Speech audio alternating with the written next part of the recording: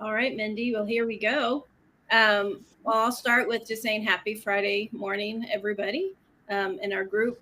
It's going to be a new, fun video. We're going to talk with my friend and colleague, Mindy. Mindy's also a member of the group, the Trauma Informed Church Collaborative. But today we thought it would be fun. And yes, we're home, so we have dogs and things going on. So I'll always give a little bit of understanding for that. But um, we would like to just hear from you, members in the group, of kind of your experiences, and also a little bit about how you perceive what a healthy, emotionally healthy church would be, what a trauma informed church would be, which is part of our goal for having this group. So we'd like to start with getting to know Mindy. Mindy, I don't have a lot of questions to start off with, other than, um, you know, tell us a little bit about your story.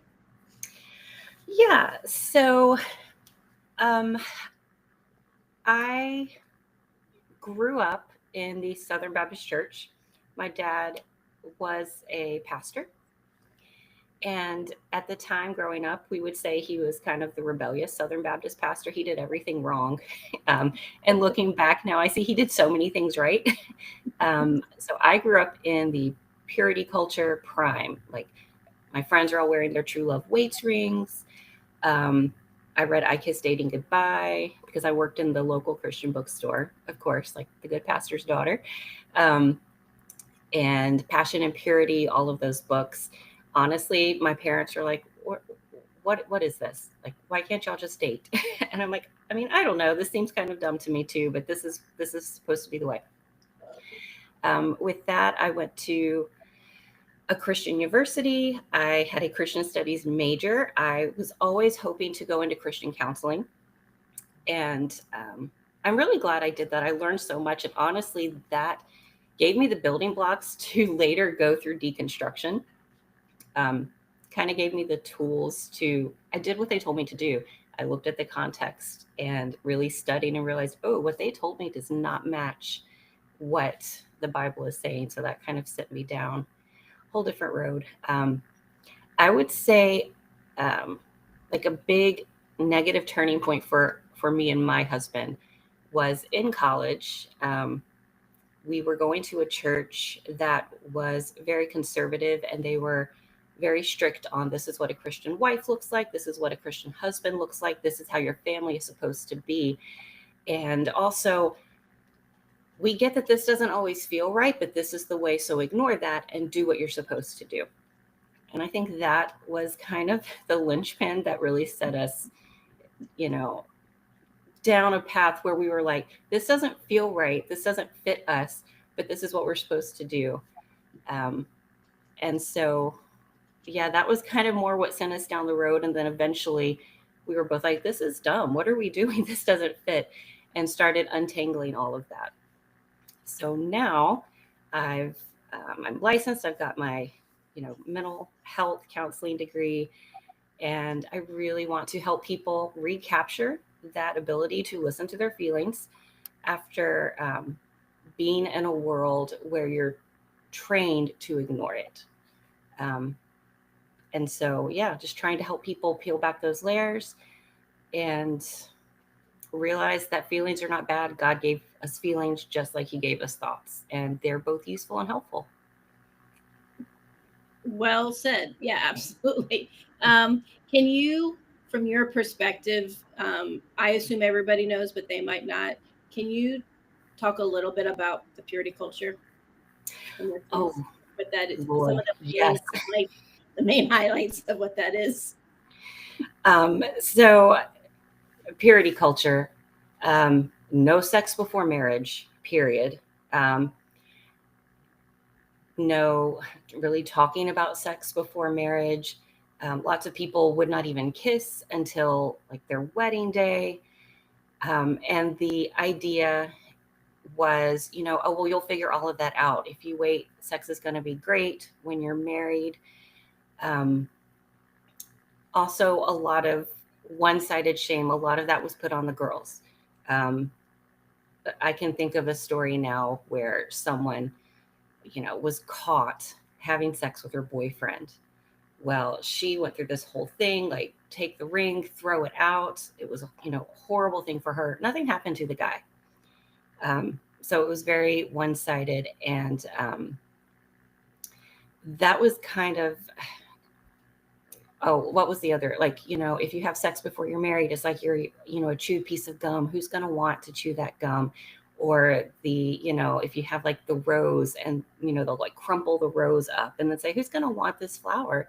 You're supposed to save your gift for your husband. And nobody's going to want you if you have sex. The other side of that is there's no distinguishing between people, that made a choice to have sex with their boyfriend and someone that was raped or abused as a child. In the end, all they end up feeling like is the chewed up piece of gum or the squished up rose in the story. So that's why you have so much of this untangling and trauma from that for all of these people, because as we know, there's a lot of hidden abuse in the church, certainly in the Southern Baptist Convention, that we've seen in the last few years, especially. And isn't part of the purity culture even the kind of a big chunk of talk about modesty?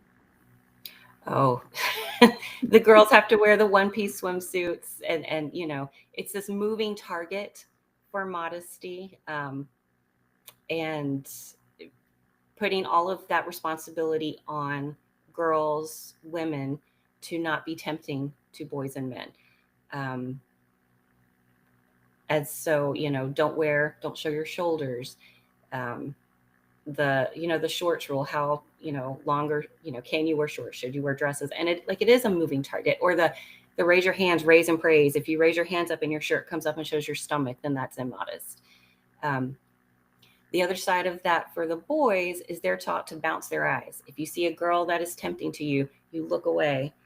And in the end, you're objectifying women just as much as the guy that's, whistling or making comments about how somebody's dressed. You're still objectifying them because you're still seeing them as body parts instead of a person. So it really does.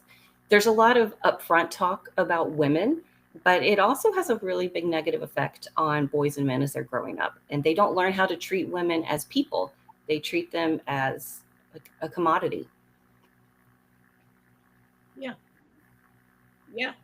So through all this, your experience, what was the moment, if there was one, or the period of time or experience where you kind of, I use the phrase like you saw behind the veil and you kind of went, something's okay.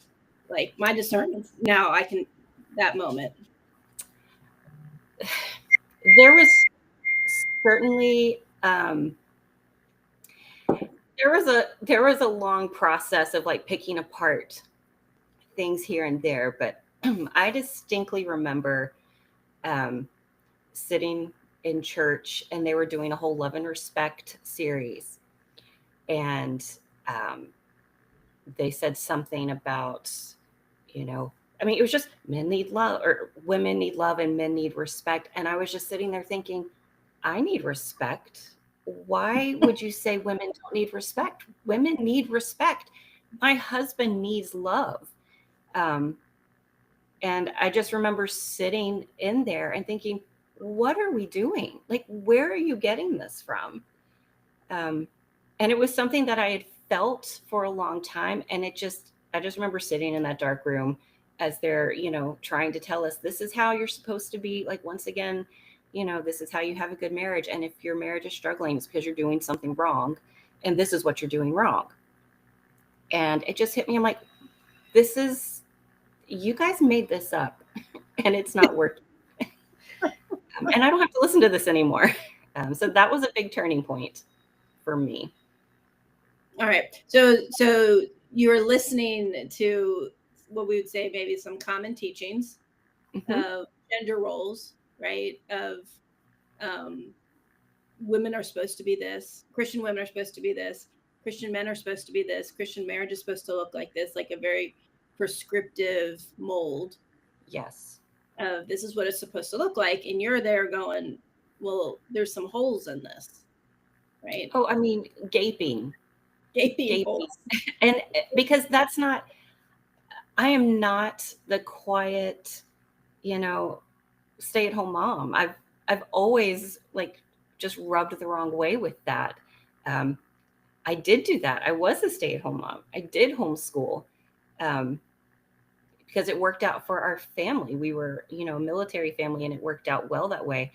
But that was, I always felt like a square peg trying to fit into a round hole. I'm like, this doesn't fit me. I'm doing the work, but I'm not the quiet, meek, picture that gets described in the books. And my husband he's not that mean, gruff guy. He is loving. He wants the affection. He wants to go to Disney, and all of that stuff. So, Right. um, learning how to lean into our gifts and our strengths instead of fighting against them was a big turning point.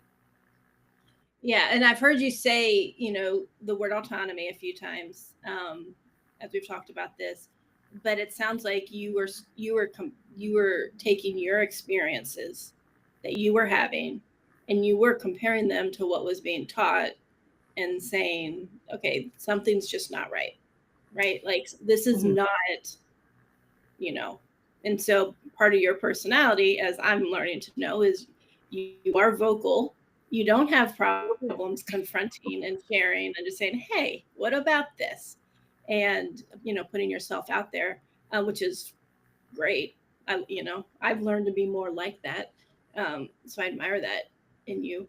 So, part of what we do, and you came to our summit, so you know that we say kind of the same things. Like we want to name things, we want to encourage churches to allow for questions, right? And to allow for autonomy, and encourage church members to realize that their experiences are real, right? Yes. So, with that kind of concept, in terms of churches, and now that you're there, you're an active therapist. What were things that you were noticing, within, let's say, the church or the teachings, that you would say were not either trauma informed or were not emotionally healthy? Um, the two things that really jump out at me that, I mean, I would say I've seen the entire time. Um, First off, feelings are bad. You can't trust them. The heart is deceitful. Um, Feelings are secondary. I remember like 25 years ago, being told, well, you need to rise above your feelings. And I get that can be taken a good way, but the way it was taught was it doesn't matter what you're feeling, you need to do these things, whether it feels good or not, which we know causes that disconnect. You're just teaching people to disconnect from their experience, to put up with abuse, which is the other side. So much of marriage teaching in the church, and I get like if you're in a sermon, you've got, this much time to get your message across. Um, but generally, it's speaking to the best case scenario. And when statistically, you've got a large number of women that are not in the best case scenario, they are in abusive situations. And the message they're getting is you need to pray more, you need to submit more. Um, if you need to treat your husband like a king, whether he deserves it or not, and he will rise to the occasion. And then it's, a year and 5 years and 10 and 20 years, and he's still, distant, abusive, financially, verbally, physically, sexually, whatever. And then being told, you just need to try harder. Um, those two things I feel cause the most amount of damage that I end up helping people work through later when they finally get to an end point and they're like, I can't do this anymore. And so much of it is reteaching people to listen to their bodies and listen to what they're feeling. And then on the church side, um, instead of having, you know, feelings be this little thing in the corner that we don't really want to talk about. We want to like kick it and put it in a closet.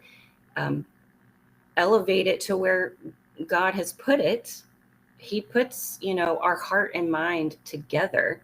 They're both useful. God is described having feelings throughout the entire Bible. Jesus is an emotional person, and it served him well. It can also serve us well. So instead of being afraid of the feelings, let's be thankful for them and use the information they're giving us. Yeah.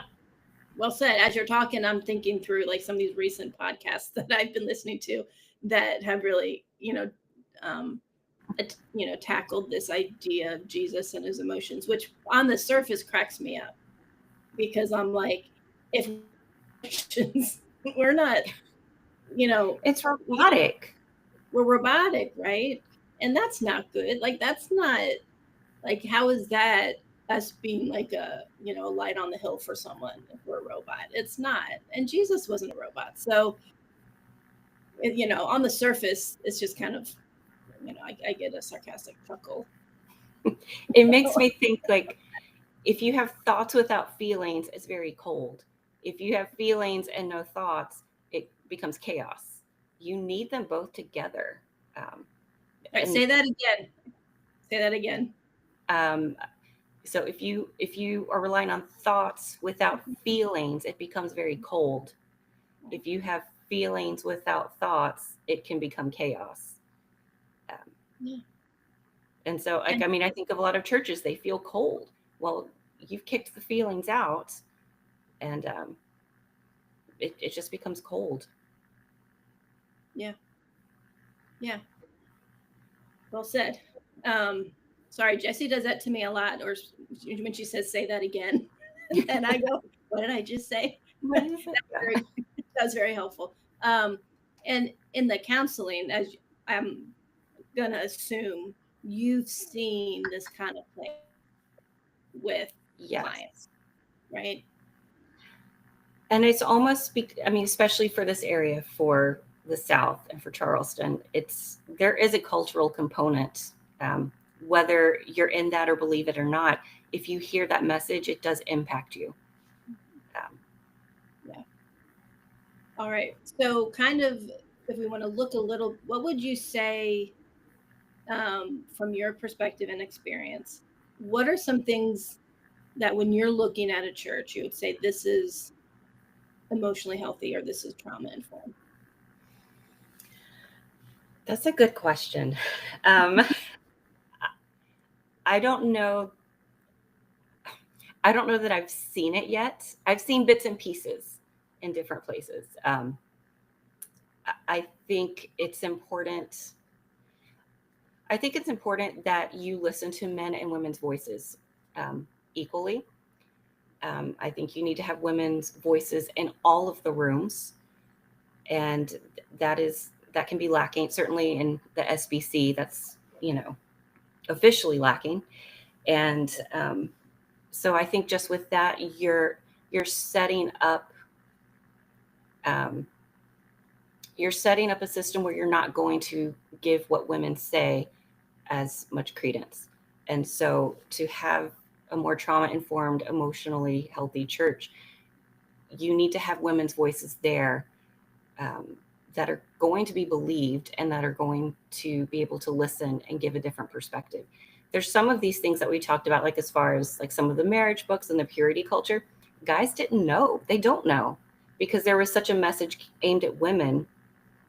They don't even know that women are told, well, you don't nag your husband, so don't say something more than once. You're supposed to just say it and then let him decide. And so when they finally do speak up and go for help, it's a big deal. It's a really big deal for them to say something. And then if the pastor says, well, we'll meet with him, let's pray some more. Oh, he said he's going to change. We're good.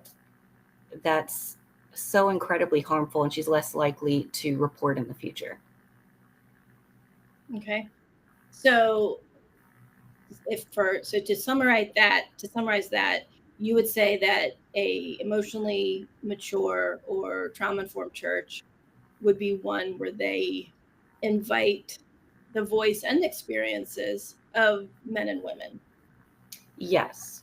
And invite, yes, the experience of all the people in your church to be Right. reflective of the entire body. I would Yeah. also, I mean, I would love for the staff to be trauma trained, some kind of something to recognize some of those red flags that are not always so obvious unless you know what to look for. And realize that keeping it quiet, trying to handle it yourself, let's keep it in the church, let's keep it, we'll just keep it quiet to, in the name of protecting the family, you're actually causing more harm. There is a point where you do call the police. There is a point where you can help her and the children be safe. And that can be more, that is more important than protecting someone's reputation. Mm-hmm. But that's hard. That's a big change, and that's hard. Why do you think it's such a big, why is it such a big change and so hard? Well, it's a change because it hasn't happened. That's not the way things were done. I mean, I was telling a friend the other day, she brought up John Piper, and I sent her the clip of John Piper years ago when he was asked the question, should a woman submit to abuse? And essentially he said yes, including if, even if he slaps her around a few times, she should go to the church and let the church handle that. And so it's still very mainstream. And there's still that idea of we need to keep it quiet. We don't want to bring in the authorities. We don't want to risk the kids going into the system. That kind of idea. We can handle it better ourselves. Well, clearly we can't. And so let's use, if we're going to say we're supposed to be subject to the governmental authorities that have been given to us, then let's be subject to those authorities and let's call the police when, there's a crime. Right. Right. So kind of taking, so within that, maybe some of the religious organizations have kind of become their own police and judicial system. Very much so. And believe that's responsibility, Yeah, I believe that's their responsibility, which isn't, I would say it's not scriptural. I mean, I don't know where they would get it from. And it's not protecting. If we're doing this in the name of protecting women and children, they're not being protected. Right. There's a lot of things that what doesn't have much weight, a lot of weight to yet there to change. Sorry. All right. So what has been some good resources that you have found that have kind of just helped you, I'm not afraid of the word deconstruction, like that have helped you just deconstruct and say, this is good, this is not good?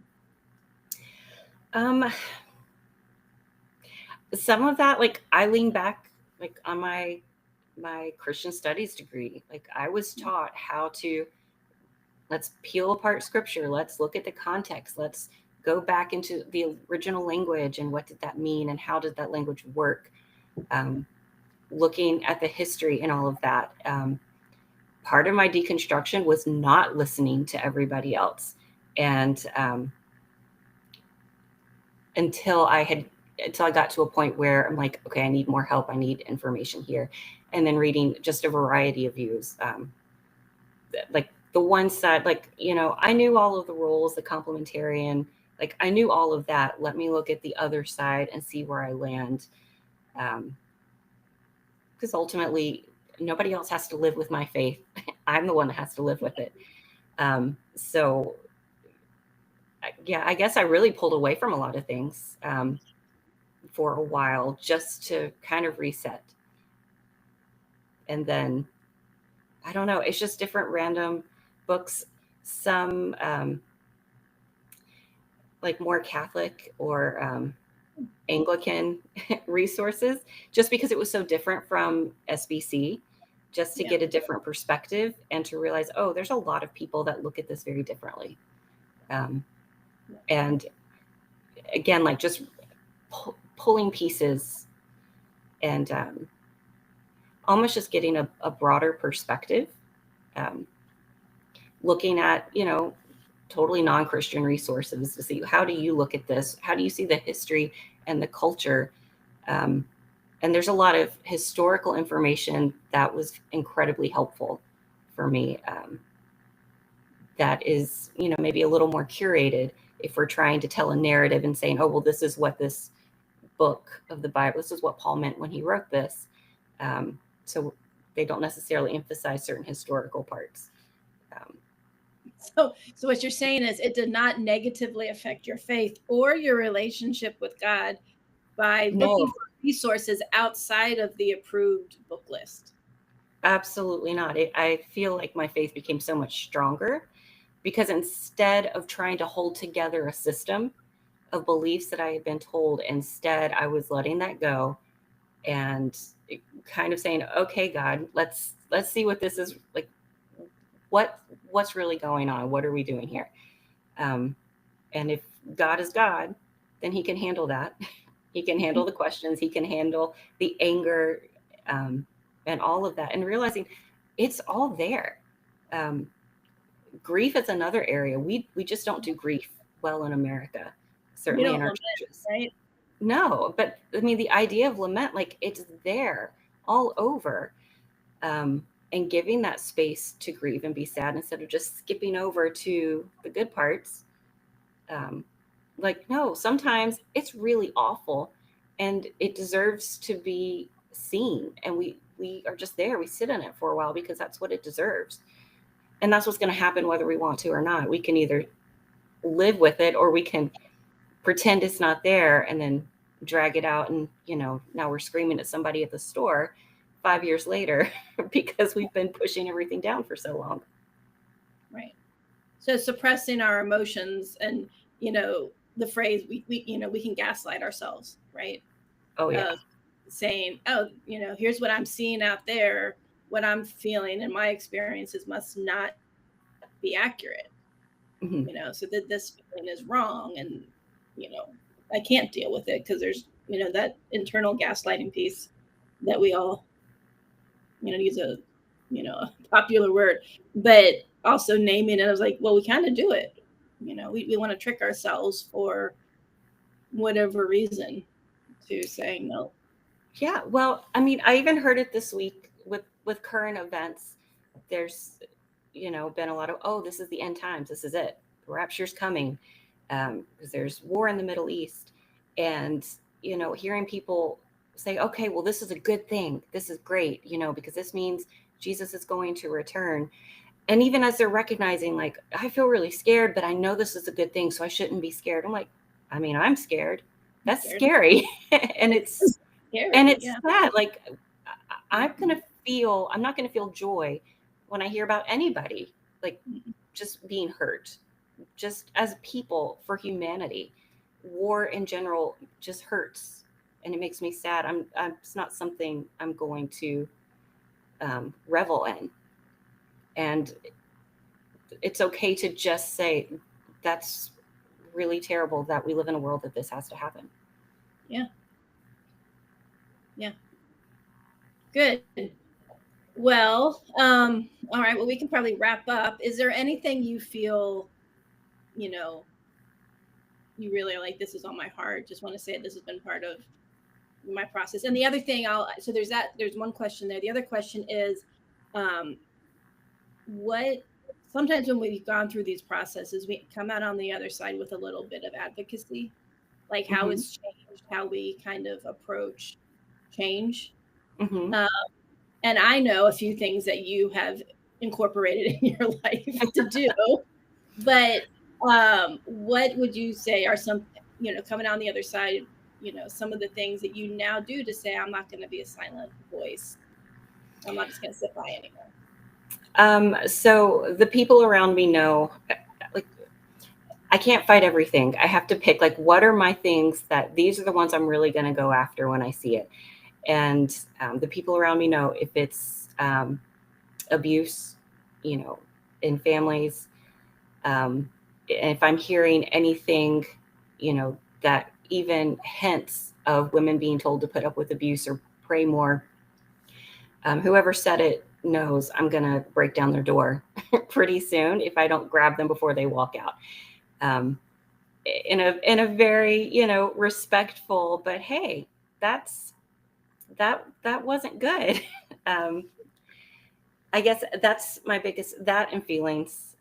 My family hears it all the time, and anybody that'll listen, that's what they're going to hear from me. Part of my side, because I get the mental health side, like I feel really good in what I'm doing in that area. The thing is, I do still have faith. I do still love the church, as imperfect as it is. I know it's made up of people. I know I'm getting things wrong. And so what I've been trying to figure out now is, how do I help on that side, to help make the church better? And, we have this information, we have these tools, we have these people. If we're supposed to be changing and growing, how can I be a part of that to, maybe they don't have to go through, a 10-year process. Maybe they don't have to go through the 20-year abusive relationship to realize, God didn't necessarily want that for me. Right. And so to summarize, would you say that you kind of incorporate, ways to communicate what you're seeing to the people, that might need to hear it now, instead of just saying, oh, just pray for them, which is fine. If you're saying, well, I'm going to verbalize to them, like, hey, I just want to say, I thought about this guy, just an FYI,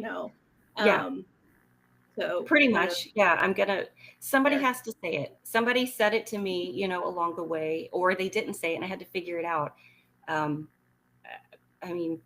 But just saying it, like, hey, by the way, that's not okay. And just, can we consider this? And it is very encouraging when people listen. Sometimes they don't, and you definitely feel the difference when they're just going along with it. But sometimes they really listen, and it leads to change. And so, that's all I can do, and trust the results are going to work themselves out. Yeah, no, I like that. That's probably where we have to start, is, just, putting words to it, and just saying, hey, can we talk about it? Can you just consider this side of things? We're wrong all the time, right? So let's just talk, like, sure, let's talk about it. All right. So anything else you want to put out there on your first Facebook Live? Okay. So one of these things that you asked about resources earlier, like Sheila Wray Gregoire, anything by her. This is The Great Sex Rescue, her first big book that came out. I like all the tabs that you have in that. I do. Well, I've used it. I've led groups in it. I love this book. It gives language to so many things that women don't even have the words for, or they feel like, oh, I must be the only one feeling this way. And, they've got all of these studies saying, nope, there's a lot of women that feel this way. You're not alone. And here's a word for it. Here's what you can do about it. So that one, and their marriage book that I don't have in front of me, The Marriage You Want. Right now, I love her stuff, and I'm telling everybody. So, yeah. Okay. All right. Yeah. So we will be doing a live with Sheila Wray. I still don't know how to pronounce her last name. In what was it, September? I love her stuff. I love I love all of her stuff. I love that she brings the science. She has the numbers and the studies and the stories to back it up. So yeah. So anyone who's interested in Sheila, she's I think she's Canadian. She lives up in Canada, and she's done The Great Sex Rescue, The Marriage You Want. She does have a podcast for men and women. Yeah. And then She Deserves Better book. There's a podcast, Bare Marriage, Bare Marriage. But she brings a lot of research. She's done a lot of research, and in The Great Sex Rescue, they have a rubric of grading the popular marriage gender role, what a marriage should look like, books, and she has the main what does she call it? Like bad teachings, harmful I teachings, mean, essentially, yeah.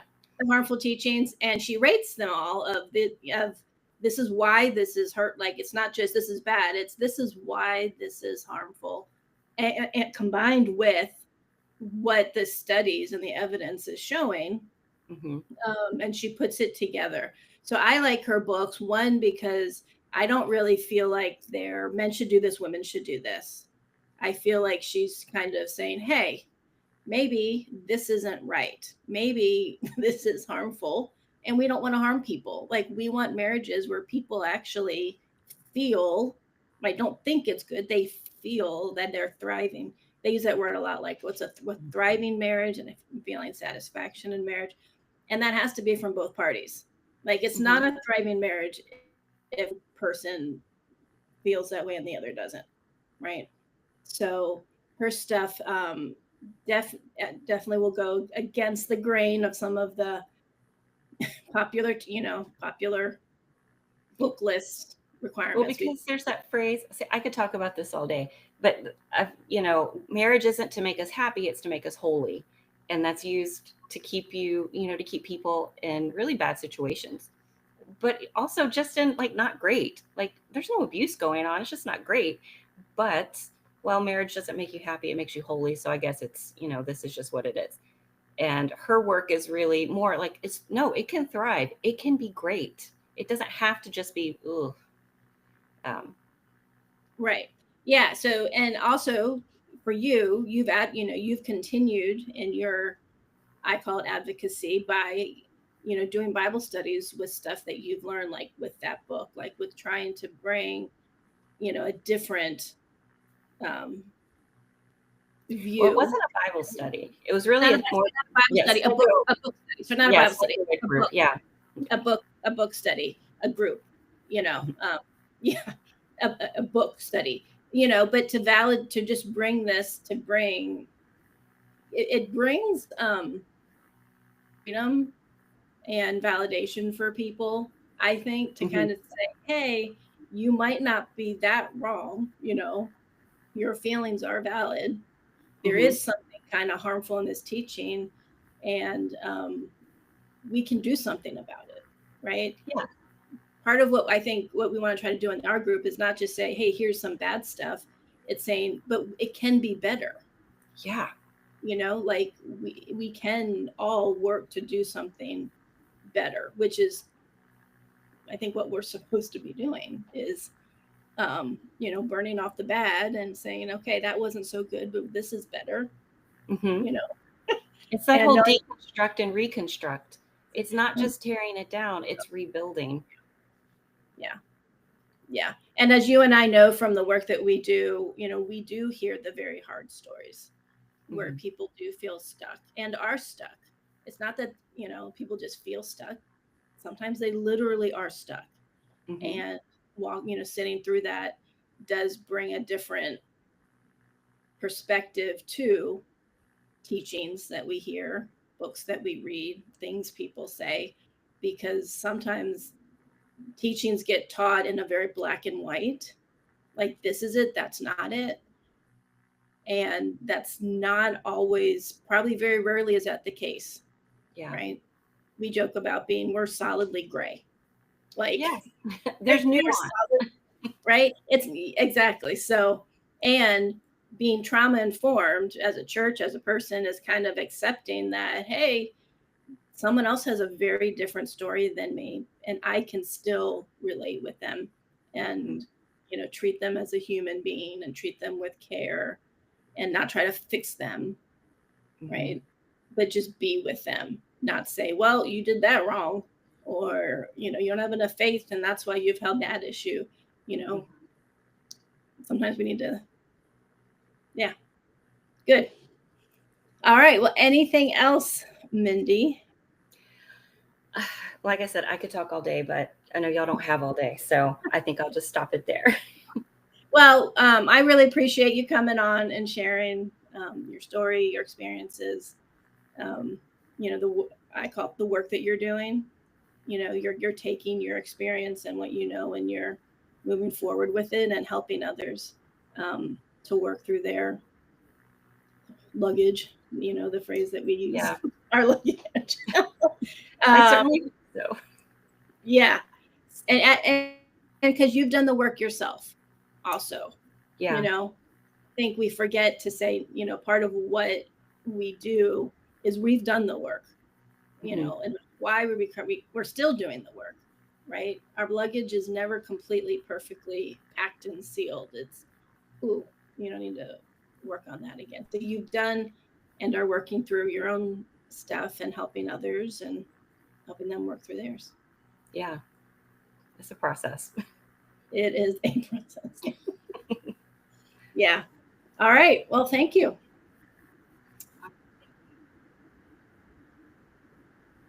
Okay. All right. So moving forward, anyone else who would like to share your story, we would love to talk with you, give you this opportunity, like Mindy has, to just, come on, share your story, share your experience. Yeah, we would love to do that. So if you would like to do that, you can either, I guess, comment on under the video here, or you could message us. If you're able to contact me or Jesse, you can do it that way too. But we would love to have more of our members just show us who you are. Tell us what you've been doing. And we think that would be great. So for now,